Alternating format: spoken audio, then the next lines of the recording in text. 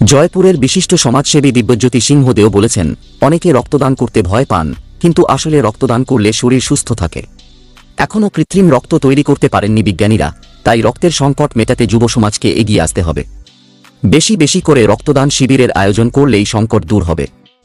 তিনি এই আহ্বান জানান পুরুলিয়া জার্নালিস্টস ক্লাবের 15 বছর পূর্তি উপলক্ষে আয়োজিত রক্তদান শিবিরে থেকে। আনন্দ সংবাদ, আনন্দ সংবাদ, আনন্দ সংবাদ। পুজো ধামাকা। কুর্তি শুরু 200 টাকা থেকে, শার্ট শুরু 200 টাকা থেকে, টি শার্ট শুরু 150 টাকা থেকে, জিন্স প্যান্ট শুরু 300 টাকা থেকে। এছাড়াও পাবেন সুলভ মূল্যে বাচ্চাদের আধুনিক ডিজাইনের পোশাক ও শাড়ি। কেনাকাটার সঙ্গে পাবেন উপহার। একবার এসে দেখে যান। Lakshmi collection, main road, Jhalda, Ananda Bazar, জেলা পুরুলিয়া।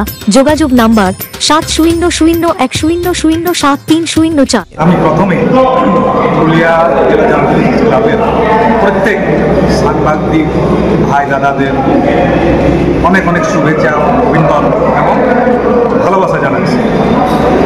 আজ এই যে পৃথিবীতে মানবতার কাজ ধীরে ধীরে শেষের দিকে, সেই মানবতার কাজে এগিয়ে এলেন আমাদের পুরুলিয়া জেলা।